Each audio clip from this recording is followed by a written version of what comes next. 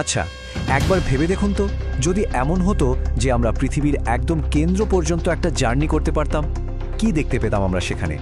আজ আমরা ঠিক সেরকমই একটা যাত্রায় বেরোবো, আমাদের পায়ের তলার সেই সব রহস্য খুঁজে বের করতে, যা কিন্তু মহাকাশের চেয়ে কোনো অংশে কম অবাক করা নয়। ব্যাপারটা ভাবলে কিন্তু বেশ অদ্ভুত লাগে, তাই না? আমরা মিলিয়ন মিলিয়ন কিলোমিটার দূরে মঙ্গল গ্রহের রোবট পাঠিয়ে দিচ্ছি, অথচ আমাদের নিজেদের পায়ের তলার গ্রহটার কেন্দ্র পর্যন্ত পৌঁছানো তো অনেক দূরের কথা। আমরা তো এর চামড়াটাও ঠিকমতো আঁচড়াতে পারিনি। জানলে অবাক হবেন, মানুষ আজ পর্যন্ত সবচেয়ে গভীরে যেতে পেরেছে মাত্র 12.2 কিলোমিটার। এটা পৃথিবীর কেন্দ্রের দূরত্বের 1%-এরও কম।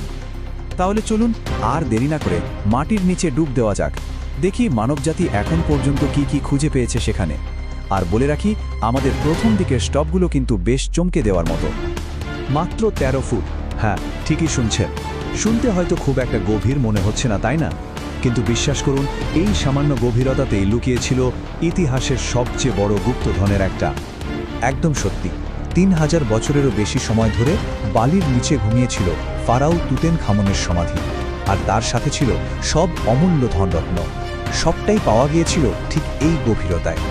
এই একটা আবিষ্কারই কিন্তু আমাদের প্রাচীন মিশরীয়দের জীবন মৃত্যুর ভাবনা সম্পর্কে একেবারে অবাক করা সব তথ্য দিয়েছিল।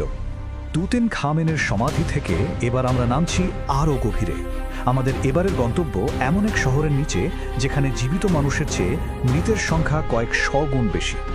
প্যারিসের ওই যে জমজমাট রাস্তাঘাট, তার ঠিক নিচেই আছে এই ক্যাটাকম্বস। এটা আসলে কি? এটা হলো 60 লক্ষেরও বেশি মানুষের এক বিশাল আন্ডারগ্রাউন্ড কবরস্থান। ভাবা যায়, 18 শতকে যখন শহরের কবরখানাগুলো একেবারে ভরে গিয়েছিল, তখন পুরনো সব দেহাবশেষ এখানেই নিয়ে আসা হয়। মানব ইতিহাসের এক গা ছমছমে কিন্তু ভীষণ ইন্টারেস্টিং একটা চ্যাপ্টার এটা। প্রাচীন ইতিহাস আর সমাধিক্ষেত্র ছেড়ে এবার চলুন এক লাফে চলে আসি আধুনিক ইঞ্জিনিয়ারিংয়ের দুনিয়ায়। আমাদের পরের স্টপ মাটির 346 ফুট নিচে। কিয়েভ, ইউক্রেনের আর্সেনাল্লা মেট্রো স্টেশনে আপনাদের স্বাগত। এটাই হলো পৃথিবীর সবচেয়ে গভীর মেট্রো স্টেশন। এটা কিন্তু মানুষের বুদ্ধি আর ইঞ্জিনিয়ারিংয়ের একটা অসাধারণ উদাহরণ। কিভাবে আমরা শহরের জীবনের জন্য মাটির নিচেও আস্ত একটা ধমনী তৈরি করে ফেলেছি। এতক্ষণ তো আমরা এমন সব জায়গায় ছিলাম যেখানে মানুষজন থাকে বা কাজ করে, কিন্তু এবার আমরা সেই সীমানাটাও পেরিয়ে যাচ্ছি।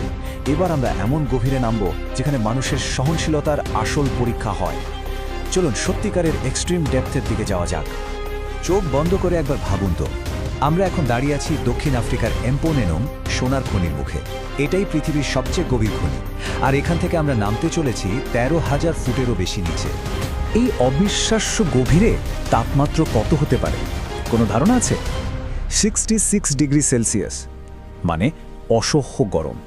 খনি শ্রমিকরা কিন্তু রোজ এই ভয়ঙ্কর গরম আর বিপদের সামনা করেই সোনার খোঁজে নামেন। এটা এমন একটা জগৎ যেখানে প্রতিটা মুহূর্তে বিপদ আপনার জন্য অপেক্ষা করছে। আচ্ছা, সমুদ্রের গভীরতা ঠিক কতটা সেটা বুঝতে হলে চলুন চ্যালেঞ্জার দ্বীপের কথা ভাবি। এটা আমাদের গ্রহের সবচেয়ে গভীরতম জায়গা। এটা এতটাই গভীর যে যদি আস্ত মাউন্ট এভারেস্টকে এর মধ্যে ডুবিয়ে দেওয়া হয়, তারপরেও কিন্তু পাহাড়ের চূড়ার উপর মাইলের পর মাইল জল জমে থাকবে। ভাবা যায়? কিন্তু মানুষের স্বভাবই হলো সব সীমানা ছাড়িয়ে যাওয়া, তাই না? আর ঠিক এই কারণেই তৈরি হয়েছিল কোলা সুপারডিপ বোরহোল। এটা ছিল পৃথিবীর বুকে মানুষের তৈরি করা সবচেয়ে গভীর গর্ত। আর উদ্দেশ্য, পৃথিবীর গভীরে পৌঁছানোর জন্য মানব ইতিহাসের সবচেয়ে দুঃসাহসী একটা চেষ্টা, শুধুমাত্র বিজ্ঞানের জন্য চালানো এক অবিশ্বাস্য অভিযান। টানা 9 বছর ধরে খোঁড়ার পর বিজ্ঞানীরা 12.2 কিলোমিটারের মতো একটা অবিশ্বাস্য গভীরতায় পৌঁছে গিয়েছিলেন। কিন্তু ঠিক তখনই তার এক বিশাল বাধার মুখে পড়েন। কিসে বাধা? 200 ডিগ্রি সেলসিয়াসের ভয়ঙ্কর তাপ। গরম এতটাই বেড়ে গিয়েছিল যে তাদের ড্রিল করার মেশিনগুলোই গলে যাওয়ার মতো অবস্থা হয়েছিল। আর শেষ পর্যন্ত এই কারণেই প্রজেক্টটা থামিয়ে দিতে হয়। তো আমরা দেখলাম যে মানুষ নিজেরা ঠিক কতটা গভীরে যেতে পেরেছে, কিন্তু এর চেয়ে গভীরে তো আর যাওয়া সম্ভব হয়নি। তাহলে বিজ্ঞানীরা পৃথিবীর ভেতরের খবর জানলেন কিভাবে? চলুন এবার সেই ইনডাইরেক্ট পদ্ধতিগুলোর দিকে তাকানো যাক, যেগুলো ব্যবহার করে বিজ্ঞানীরা আমাদের গ্রহের ভেতরের রহস্য সমাধান করেছেন। সরাসরি খোঁড়াখুড়ি তো সম্ভব না, তাই বিজ্ঞানীরা একটা অন্য রাস্তা বের করলেন। তারা ভূমিকম্পের সময় যে তরঙ্গ বা সাইজমিক ওয়েভস তৈরি হয় সেটাকে কাজে লাগালেন। এই ওয়েভগুলো কিভাবে পৃথিবীর ভেতর দিয়ে যায় সেটা স্টাডি করেই তারা ভেতরের একটা ম্যাপ তৈরি করে ফেলেছেন। আর এই ওয়েভগুলোই আমাদের জানিয়েছে যে আমাদের এই গ্রহটা আসলে 4টে আলাদা আলাদা স্তরে ভাগ করা। ব্যাপারটাকে একটা বড় পেঁয়াজের মতো ভাবতে পারেন, যার অনেকগুলো স্তর আছে। সবচেয়ে বাইরের স্তরটা হলো ভূত্বক বা ক্রাস্ট, যেটা অনেকটা ডিমের খোসার মতো পাতলা। এর ঠিক নিচেই আছে গুরুমণ্ডল বা ম্যান্টেল, একটা বিশাল গরম আর আধাগলিত পাথরের স্তর। আমাদের টেকটনিক প্লেটগুলো কিন্তু এরই ওপর ভেসে বেড়াচ্ছে। তারপর আসছে লিকুইড আউটার কোর, যেটা গলন্ত লোহা আর নিকেলের এক ফুটন্ত সমুদ্রের মতো।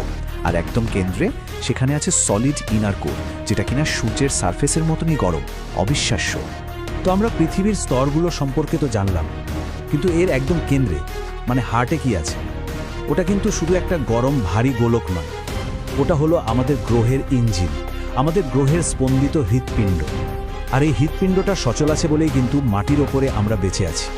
এখন প্রশ্ন আসতেই পারে, আচ্ছা এত গভীরে এই যে এত তাপ এত চাপ, এগুলো দিয়ে আমাদের কি হবে, আমাদের কি আসে যায়? আসল কথা হলো পৃথিবীর এই কেন্দ্রটা আমাদের বেঁচে থাকার জন্য অত্যন্ত গুরুত্বপূর্ণ।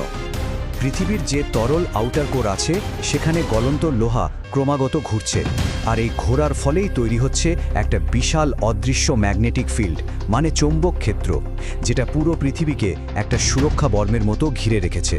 এটাই আমাদের বেঁচে থাকার আসল রক্ষা কবচ। এই ম্যাগনেটিক ফিল্ড বা চুম্বকীয় ঢালটাই কিন্তু আমাদের সূর্য থেকে ছুটে আসা ভয়ানক সৌরঝড় আর মহাকাশের মারাত্মক রেডিয়েশন থেকে বাঁচায়। একবার ভাবুন তো, এই ঢালটা যদি না থাকতো তাহলে আমাদের বায়ুমণ্ডলটাই হয়তো কবে উধাও হয়ে যেত, আর পৃথিবীতে প্রাণের কোনো অস্তিত্বই থাকতো না। এই ছবিটা একবার দেখুন।